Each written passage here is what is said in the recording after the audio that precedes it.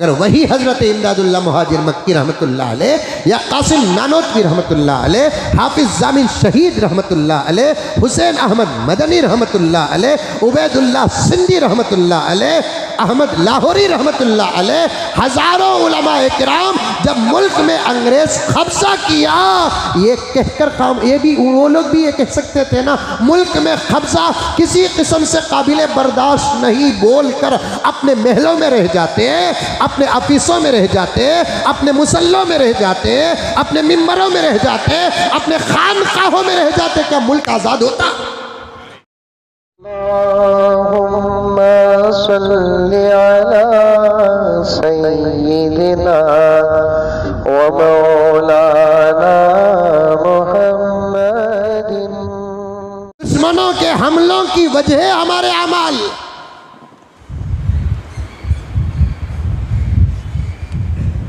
चारों तरफ से यलगार हमारे आमाल, न सुबह हमारी सुकून से हो रही है, न शाम हमारी सुकून से हो रही है, न दिन हमारा सुकून से गुजर रहा है, न रात हमारा सुकून से गुजर रही है। अल्लाह अकबर। एक मसले पर बात करके ख़त्म करते नहीं, दूसरा मसला शुरू हो जाता है। 10-12 दिन से तो औकाफ का मसला पूरे मुल्क को घेर रखा है, और ये मसला मुल्क के तकरीबन 25-30 करोड़ मुसलमानों में 1 करोड़ को भी नहीं मालूम है। गफलत देखो क्या है।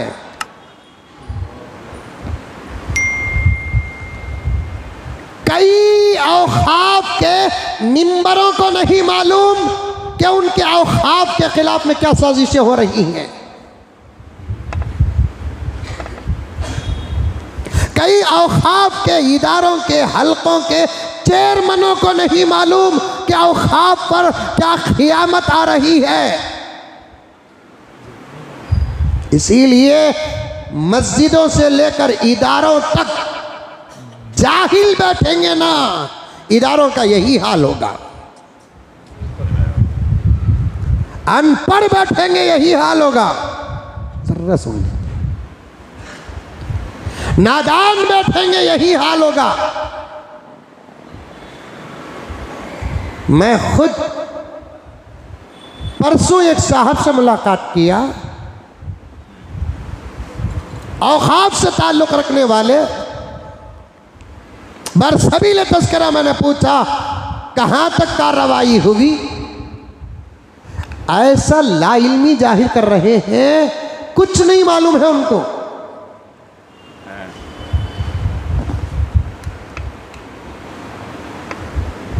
मदरसों पर हमला करके चंद दिन नहीं गुजरे, औकाफ का मसला अंकल उठा रहे, उठा लिए।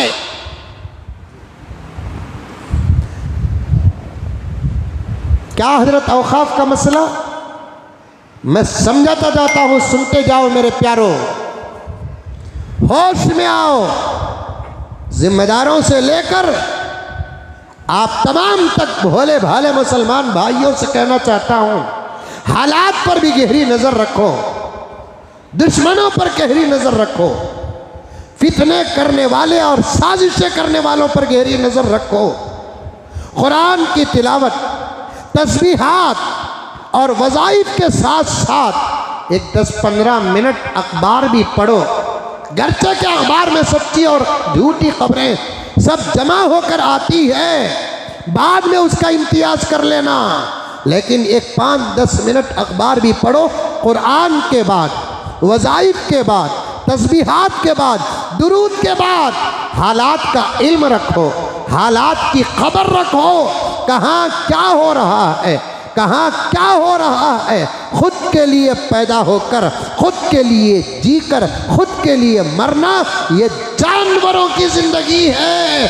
अगर आप एक इंसानी जिंदगी का नमूना पेश करना चाहते हैं तो फिर शरीयत अपने धर्म, अपने आमाल पर नजर करते हुए हालात पर भी कुछ नजर रखो, क्योंकि मुल्क अब गफलत की किसी सूरत से इजाज़त नहीं देता, हालात गफलत की इजाज़त नहीं देते। होश में आना पड़ेगा, होश में आना पड़ेगा। खुदा को मनाना पड़ेगा। हौसलों की भीख अल्लाह से मांगो, ताकतों की भीख अल्लाह से मांगो, बहादुरी अल्लाह ताला से मांगो, शहादत का जज्बा पैदा करो, कुर्बानी का जज्बा पैदा करो। घरों से बाहर निकल कर आओ, मोबाइलों से बाहर निकल कर आओ, ऐश भरी जिंदगियों से बाहर निकल कर आओ। अब मुल्क के दुश्मनों की दुश्मनियां और दुश्मनों की साजिशें सर चढ़ कर बोल रही है। अपने बच्चों से अगर मोहब्बत हो, आने वाली नस्लों से अगर मोहब्बत हो, हमको कुछ करना पड़ेगा, कुछ करना पड़ेगा, कुछ करना पड़ेगा। सिर्फ अल्फाज से अब कुछ काम होने वाला नहीं है, नारों से कुछ काम होने वाला नहीं है। मीडिया के सामने बैठकर जोशीले बयानात देने से कुछ काम होने वाला नहीं है। मेरी बातों को प्यारो समझो और मेरे इशारों को जहां तक पहुंचाना है वहां तक बराबर पहुंचाओ। क्या इस मुल्क में सिवाय मुसलमान के और कोई मौजूद नहीं है बीजेपी के लिए? शरीयत के अलावा और कोई मौजू नहीं है बीजेपी हुकूमत और सरकार के लिए? मदारिस के अलावा और कोई मौजू नहीं है। ये आज औकाफ तक उनकी हिम्मत पहुंची है तो मुझे साफ साफ कहना पड़ता है, तलाक की बिल के पास होने से लेकर बाबरी मस्जिद के फैसले तक हमारी खामोशी आज इन दुश्मनों को यहां तक पहुंचाई है।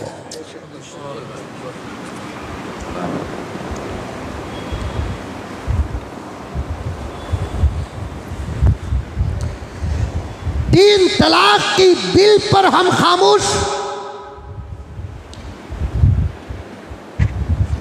बाबरी मस्जिद के सबूतों के बावजूद मस्जिद का फैसला, और हम पहले ही हथियार डाल चुके थे कि अदालत का जो फैसला आएगा उसे हम कबूल करेंगे। ये पहले ही हमने हथियार डाल दिए थे। अब उन्होंने कुछ परखा कि इनके हौसलों का थर्मामीटर कितना है, इनके हिम्मतों का थर्मामीटर कितना है, इनकी ताकतों की हद कहां तक है। तीन तलाक के मसले से लगे हाथ, यहां तक के मुझ जैसे हजारों उलमाए किराम इस दर्द में रो रहे हैं। कैसे कैसे मसले उठे, यहां तक के बगैर किसी महरिम के हज को जाने की तक मोदी जी इजाजत दे दिए। उस पर भी हम लोगों ने खामोशी इख्तियार की। अब खुद अरब के मौलाना अगर कहते हैं कोई नई बात नहीं है, अरब के मौलाना अगर कहते हैं तो कोई नई बात नहीं, वो भी जो कहते हैं वो शरीयत ही की बात कहते हैं। हरम के मुफ्ती साहब का अभी करीब में फतवा आया था, लेकिन मैं ये इसलिए बता रहा हूं आपको कि भाई शरीयत, ये बात जो शरीयत में है वो है, जो कुरान में है वो है, फुकहा ने जो कहा वो कहा। लोग कहते हैं कि ये ज़माना उतने फितनों का ज़माना नहीं है, रास्ते के खतरात नहीं है। ला हौल वला कुव्वत इल्ला बिल्लाह, रास्ते में कैसे खतरात नहीं है? जिस ज़माने में अंधेरों में वो फितने नहीं थे, इस ज़माने में उजालों में वो फितने हैं।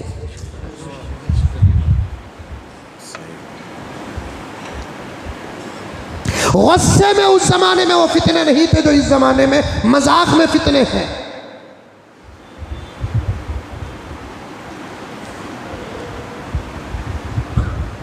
मुल्क का मुसलमान 75 साल से जो बेकार की खामोशी इख्तियार कर रहा है, नौबत यहां तक आ पहुंची है, यहां तक।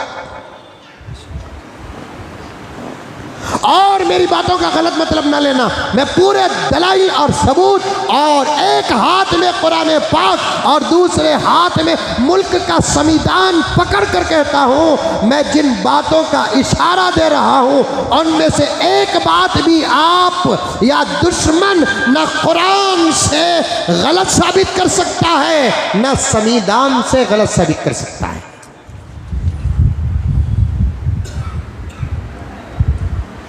उठे बैठे हमारी ही मसले, उठे बैठे हमारी ही मस्जिदें, उठे बैठे हमारे ही मदरसे, सरी हराम को हलाल, सरी हलाल को हराम।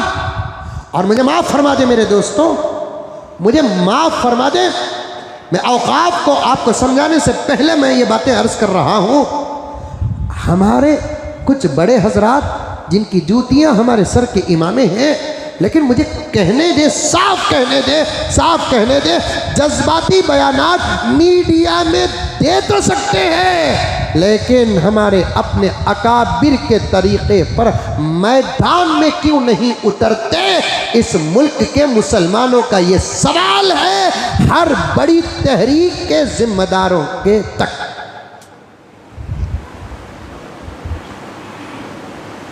अगर वही हज़रत इमदादुल्लाह मुहाजिर मक्की रहमतुल्लाह अलैह, या कासिम नानोतवी रहमतुल्लाह अलैह, हाफिज़ जामिन शहीद रहमतुल्लाह अलैह, हुसैन अहमद मदनी रहमतुल्लाह अलैह, उबैदुल्लाह सिंधी रहमतुल्लाह अलैह, अहमद लाहौरी रहमतुल्लाह अलैह, हज़ारों उलमाए किराम जब मुल्क में अंग्रेज़ कब्ज़ा किया, ये कहकर काम, ये भी वो लोग भी ये कह सकते थे ना, मुल्क में कब्ज़ा किसी किस्म से काबिल बर्दाश्त नहीं बोलकर अपने महलों में रह जाते, अपने ऑफिसों में रह जाते, अपने मुसल्लों में रह जाते, अपने मिंबरों में रह जाते, अपने खानकाहों में रह जाते, क्या मुल्क आज़ाद होता? नहीं। अरे समझ में आया मेरा जुमला? 50,000 से ज्यादा इस मुल्क की आज़ादी के लिए उलमाए किराम ने शहादतें पेश की, 5 लाख से ज्यादा मुसलमानों ने शहादतें पेश की है। तारीख हमारे पास जिंदा व सलामत है, जिंदा व सलामत है। इंडिया गेट के अंदर जितने शहीदों का नाम लिखा गया, उसमें से हम अक़लियत पर नहीं अक्सरियत पर हैं, माइनॉरिटी में हैं, मेजॉरिटी में हैं हम लोग। हर किस्म के सबूत हमारे पास मौजूद हैं। अगर ये हमारे अकाबिर जिनकी जिंदगियों में अंग्रेज की शरारतें सर चढ़ कर बोल रही थी, इरादे सर चढ़ कर बोल रहे थे, मंसूबे सर चढ़ कर बोल रहे थे, ऐसे दौर में हमारे ये अकाबिर ये कहकर अपनी अपनी जगहों पर बैठ जाते कि मुल्क पर कब्जा नाकाबिले बर्दाश्त है, तो क्या मुल्क आज़ाद होता? बोलकर हमारे ये अकाबिर क्या अपनी जगह पर बैठे या मैदान अमल में कदम रखे? और एक